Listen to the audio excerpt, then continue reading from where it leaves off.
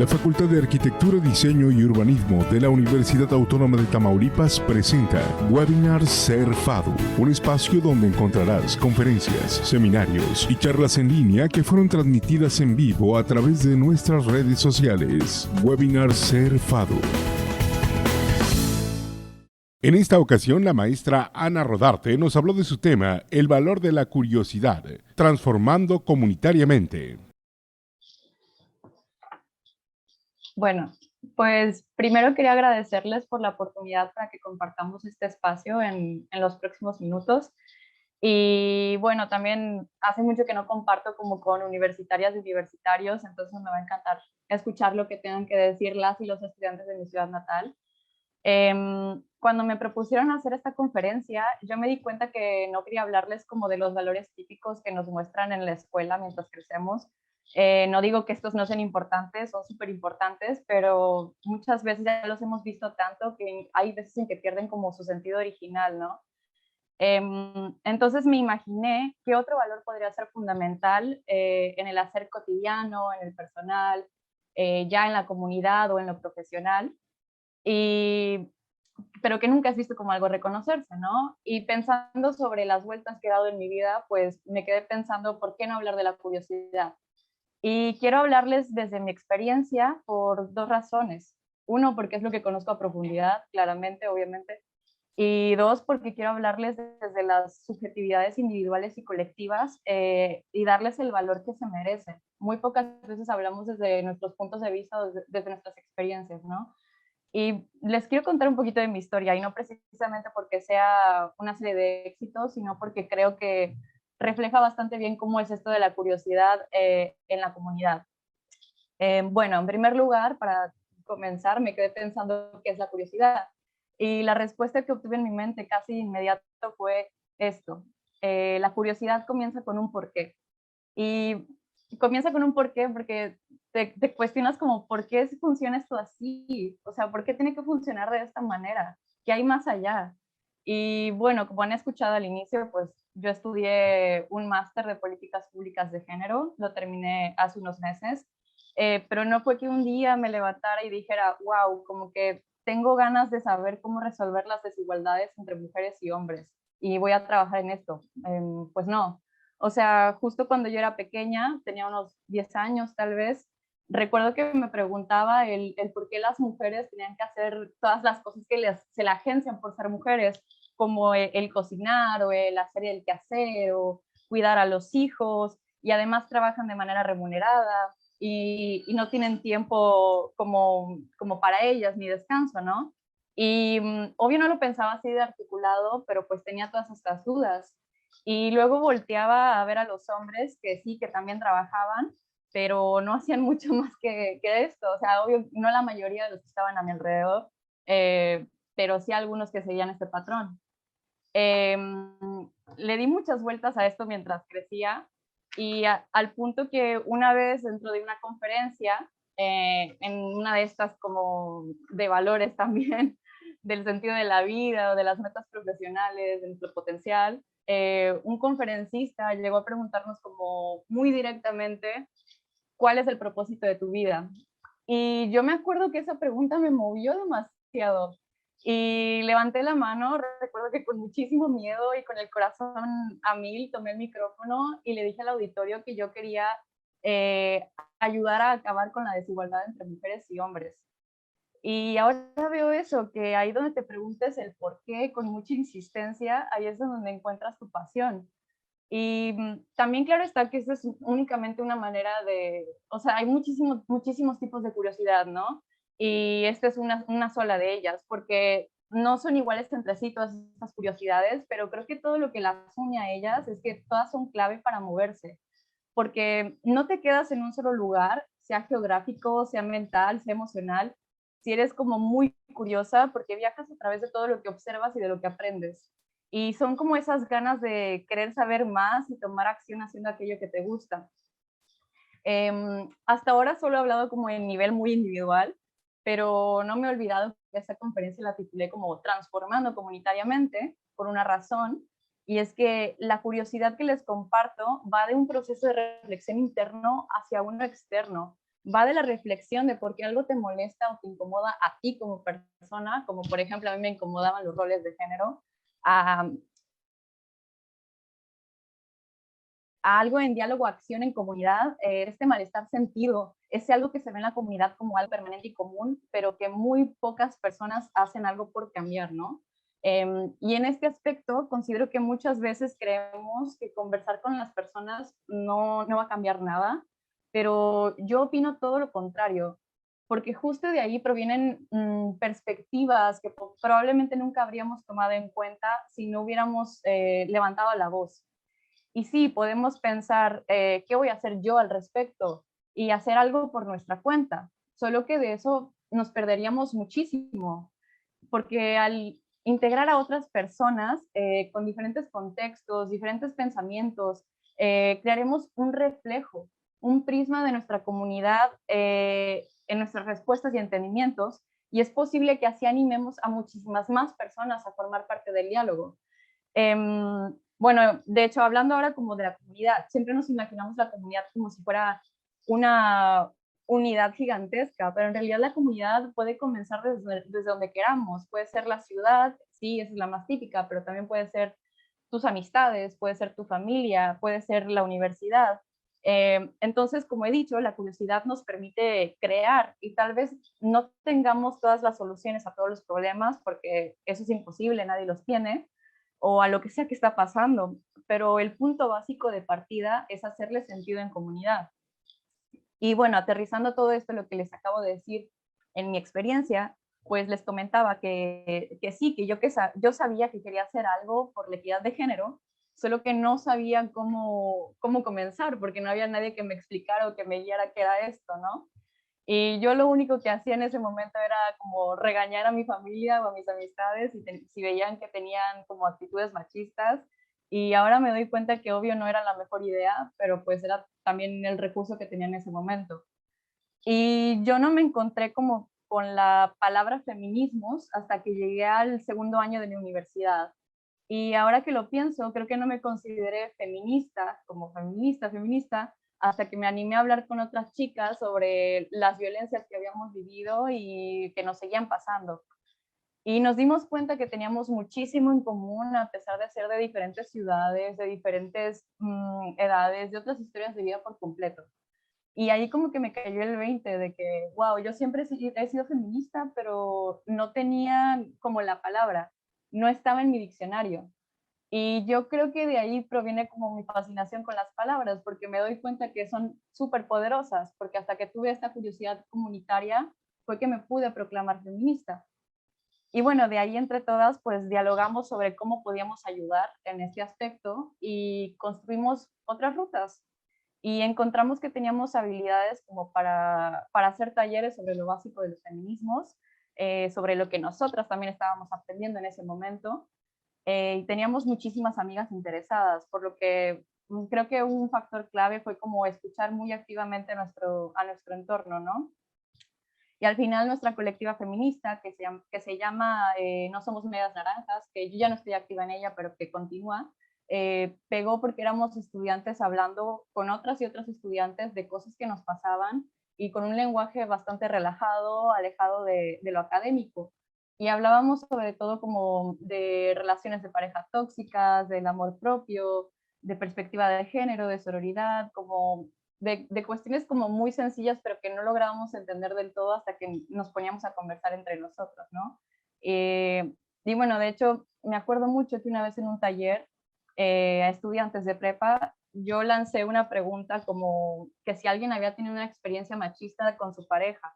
Y bueno, pues todas y todos se quedaron súper callados, obviamente, porque yo estaba siendo muy confrontativa sin pensarlo. Y si llegas de una preguntando ese tipo de cosas tan delicadas, pues no te van a contestar. Pero justo en ese momento se me ocurrió como salir del guión por completo y contarles mi historia. Y les conté sobre cómo yo a los 17 años en la prepa también tuve una relación machista con toda la extensión de la palabra y con todos los micromachismos posibles. Y para mi sorpresa como que reaccionaron y empezaron a hablar y hablar y hablar y no pararon para nada, se los prometo. Entonces como que el punto era conectar con ellas y ellos, que vieran que no eran los únicos que habían pasado por esto, ¿no?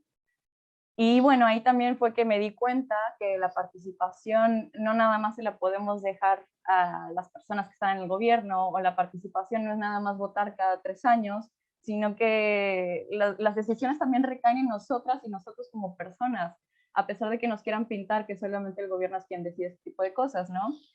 Y bueno, ya hablando de gobierno y cosas medio feas, pues me gustaría decirles desde el fondo de mi corazón que tener curiosidad pues te lleva a no tener problemas, pero la verdad es que no es así.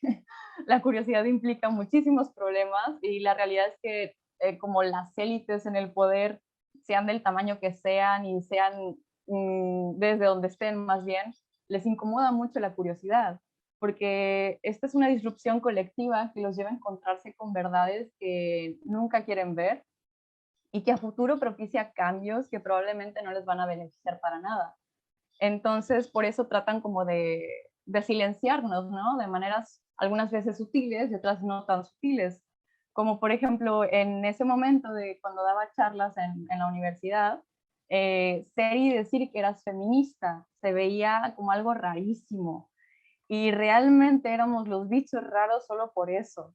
Y ahí a las autoridades como que no les gustaba porque eran personas muy conservadoras y no nos entendían ni querían hacerlo y no nos dejaban hacer actividades en el campus porque según ellos no estábamos registrados adecuadamente. Pero había muchísimos otros grupos en la misma situación y a ellos sí que se les permitía realizar los eventos necesarios. Y cuando les preguntabas el por qué hacían esto, solo nos contestaban que es porque hacían las cosas y ya está. Y bueno, nosotros podríamos haber tomado la opción de ignorar lo que nuestra curiosidad nos estaba diciendo y renunciar a lo que habíamos construido. Si la ignorábamos, pues solo continuábamos con nuestras vidas como en la misma línea y no pasaba nada. Y lo chido es que no lo hicimos. Y ahora sé que en mi universidad ya no es como una casa de brujas decir que eres feminista. Y en parte tengo que decir que fue gracias a nosotras. Debemos de ser conscientes de que la curiosidad va a implicar como movernos en un zigzag, ver por dónde podemos como comenzar a generar un cambio, ¿no? Eh, Aunque nos va a generar un montón también de problemas, nos va a generar un montón de rechazos, de un fracaso tras fracaso, pero yo creo que, bueno, como les he comentado, de eso están formados los cambios. Y yo en un punto también sentí que me estaba dejando como abrumar como por tantos problemas, ¿no? Que me estaba dejando llevar por todo lo que estaba frente a mí. En ese momento yo ya me había graduado y yo juraba que estaba lista como para comerme al mundo. Tenía un trabajo en gobierno y continuaba con el activismo feminista y aún así como que tenía esa desazón de que me faltaba algo en el horario de 9 a 5, ¿no? Entonces me sentía como en un bache profesional. Entonces, no sé, como que lo único lógico, entre comillas, muy entre comillas, que pude hacer en ese momento fue absorberme por completo en el trabajo, volverme súper perfeccionista, más si era posible, y terminó afectándome en otras áreas de mi vida, porque le dedicaba más horas de las que debía a este trabajo, porque sí, me gustaba lo que hacía, pero el ambiente en el que me encontraba era muy incómodo, la organización y lo que representaba no conectaba conmigo, eran como cosas que ahora veo que era una incongruencia y que se estaba reflejando en mi perspectiva y en mi modo de vida, ¿no? Y básicamente, a pesar de todo lo que yo ya había hecho en comunidad, creía que yo solita, desde mi puesto de trabajo en gobierno, debía, como un deber, debía de hacer de frente a todo este sistema de gobierno que es paternalista, todos callados y contentos, asistencialista, todo lo que sabemos que está mal en gobierno, ¿no? Y pues la verdad tuve un burnout, obviamente, porque me cansé de tratar de cambiar las cosas, porque nadie me escuchaba y a muy pocos les importaba. Y así choqué con la realidad, ¿no? Porque también hay que saber cuándo asumir la derrota. Había perdido un poquito el rumbo y como que constantemente me preguntaba qué era lo que hacía en ese lugar. Y entonces mi curiosidad me dijo que me tocaba retomar los feminismos, la equidad de género, pero ahora desde algo más profesional, no solo como algo de activismo, ¿no? Para que a futuro pudiera juntar mi pasión con mi trayectoria. ¿Qué me detenía para realizar mi sueño? Bueno, pues en realidad muchísimas cosas me detenían. No tenía los recursos económicos, mi entorno lo único que me decía era que no lo hiciera, que ya tenía una cierta estabilidad laboral y financiera, pero que ya estaba, ¿no? Que siguiera buscando en otro trabajo. Pero finalmente, por fin vi que no podía sola y comencé a ir a terapia. Y entonces ahí es donde digo que la curiosidad es emocional. Es muy gracioso porque solo en una sesión, en la primera sesión de mi terapia, mi psicóloga me sacó una verdad que yo había querido ignorar durante todo este tiempo. Me di cuenta que no era solo el trabajo lo que quería cambiar, porque era ese entorno de conformismo en el que me movía, que fomentaba el machismo, el racismo, la homofobia, lo que ya me estaba desesperando. Y además tenía como otras curiosidades saltando, ¿no? Quería conocer lugares, conocer personas, conocer otras culturas, otras historias de vida que fueran más allá del norte de México, y pues quería vivir finalmente. Y terminé tomando la decisión de emigrar a Barcelona, y ya sé que puede sonar como un poquito privilegiado esto, pero de verdad me costó muchísimo y en muchos sentidos, y nunca estuve 100% segura de moverme. Y en retrospectiva veo que fue la mejor decisión que pude haber tomado, porque vi el final de un fracaso profesional y supe darle como la vuelta ahora estando en contacto con mi instinto emocional, con lo que me decían mis emociones, el tener que renarrarme, aunque son idealista. Y por eso digo que la curiosidad es emocional, porque pocas veces le damos a las emociones el valor que se merecen frente a lo productivo o al deber ser del capitalismo. Y por eso toca como repensarnos, ponernos en el centro como seres humanos y no como los robotcitos que creen que somos, que trabajan sin descanso, con todas nuestras alegrías, con todos nuestros miedos, con todos nuestros amores en el centro, para que la sostenibilidad sea la de la vida y no la del sistema económico financiero. Y que quiero enfatizar mucho este punto, porque ¿qué impacto vamos a dejar si no cuidamos de nosotras mismas? Necesitamos estar bien emocional, mental y físicamente para retribuir a la comunidad y continuar el diálogo transformador. Afortunadamente por estos lados volví a formar comunidad con mis compañeras latinoamericanas del máster, y pues ahí éramos Chile, Colombia, Argentina, México, como compartiendo saberes y formas de resistir y aprendiendo sobre sitios y puntos de vista que desconocíamos por completo. Y fue increíble la carga y recarga de energía que teníamos en grupo, sacando al mismo tiempo en medio de los feminismos qué es esto de ser migrante en tierras lejanas, que además se les ocurrió dejar todo en medio de una pandemia, porque aquí nuestra curiosidad como que se ponía medio filosófica y nos hacíamos como preguntas como ¿quién soy yo? O ¿quiénes somos nosotras en todo este caos que es el mundo en el que estamos viviendo? O luego al doble, ¿quiénes son ellos? O ¿quiénes son los de allá? ¿Saben? Como reflexionar sobre nuestro papel en el mundo, ¿no? Nuestro posicionamiento. Y bueno, también fue precisamente gracias a una amiga chilena que nos integramos en una colectiva literaria en Barcelona, en donde hemos vertido muchas de estas idas y vueltas mentales identitarias. Y ha sido precioso porque ahora no solo nos quedamos con lo que decimos entre nosotras, sino que lo expresamos a otras personas que podrían querer comprender lo que nos pasa. Y en resumen, lo que quiero decir es que las emociones incluso te llevan a hacer red. No estamos flotando en el espacio sin contacto alguno, porque somos seres sociales y al estar en convivencia, en grupos de interés comunes, tenemos una motivación conjunta que no se va. Y entonces, como les he dicho antes, la comunidad puede ser definida de muchas maneras y su transformación también. Y el ejemplo más claro y sencillo que he dado hasta este punto en esta charla ha sido los talleres que dábamos como colectiva feminista. Sin embargo, también considero como transformación comunitaria esta expresión literaria en colectivo que les he contado, porque definitivamente no salíamos iguales. Por ejemplo, hace ya más de un año en esta colectiva se lanzó un libro de los relatos migrantes de diferentes partes de Latinoamérica, y pues cada persona contaba su camino a su manera, como podía hacerlo, ¿no? Y cuando yo lo leí, o sea, terminé llorando, porque sentía que era justo lo que yo no sabía poner en palabras, que justo así es como se llama la colectiva. Y me quedé tan conmovida que yo misma hice mi propio poema migrante. O sea, lo que plasmaron mis compañeras y compañeros hace unos meses me llegó a mí y me transformó de una manera. Y así seguramente a muchísimas otras personas les ha pasado. Y entonces yo creo que se da ahí la reflexión y el lema de la colectiva, que es el escribir para existir y permanecer y resistir. Porque con esto, justo con esto de la colectiva literaria, vi que yo quería devolverle algo a México, ahora desde acá, como incidir de nuevo, pero ahora a partir de la tesis que yo estaba creando en mi máster y a partir de todos los conocimientos y habilidades que había obtenido en los últimos 2 años. Y un tema que no me dejaba de dar vueltas en la cabeza desde hace mucho tiempo, que juntaba con lo que había hecho hasta este punto en mi carrera con mi pasión, ¿no? Mi tesis fue la evaluación feminista del mecanismo de alerta de violencia de género de Nuevo León. Para las personas que no hayan escuchado de este mecanismo, son como líneas de acción que se activan cuando en una entidad federativa se identifica un alto grado de violencia feminicida. Que bueno, que sí, que la violencia feminicida pues está en todo México, tristemente, como todos sabemos, pero parece que no se intenta hacer algo hasta que se declara la necesidad de este mecanismo. Y entonces mi duda perdón, mi duda era como que si estaba funcionando de verdad, cómo se podía evaluar desde una perspectiva de género, qué puede cambiar para mejorar las vidas de las mujeres y las niñas, ¿no?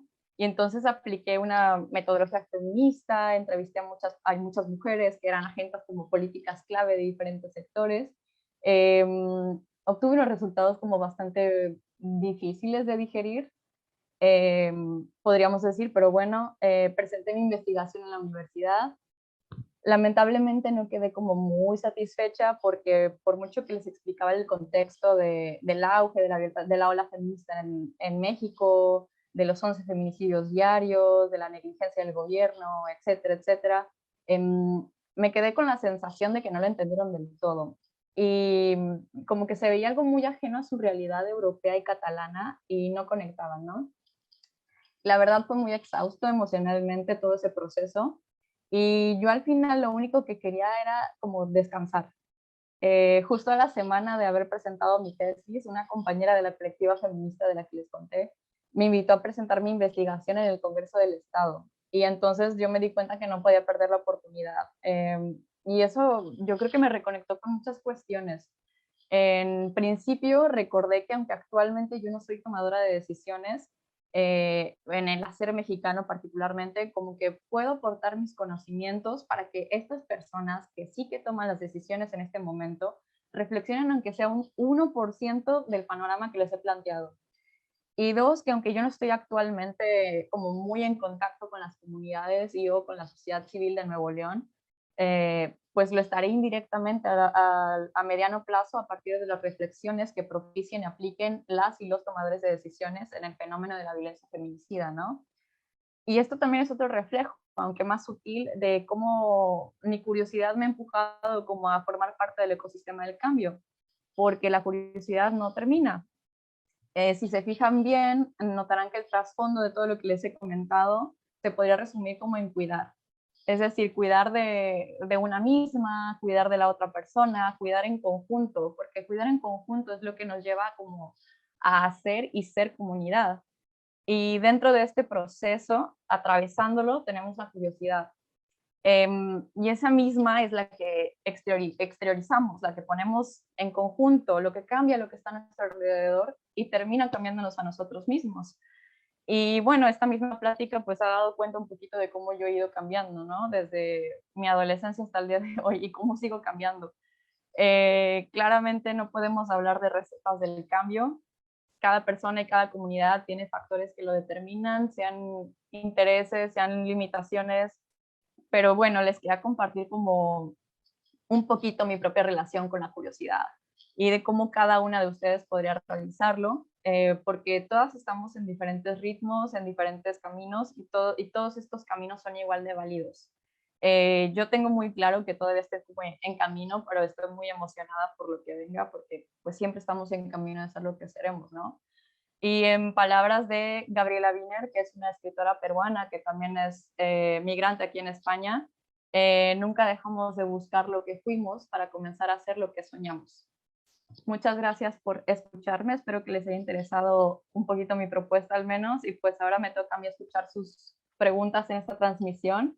También estoy disponible en LinkedIn y Gmail, como pueden ver ahí, los dos son a Karen Rodarte, por si quieren hablar con toda la confianza, y con mucho gusto les respondo. Gracias.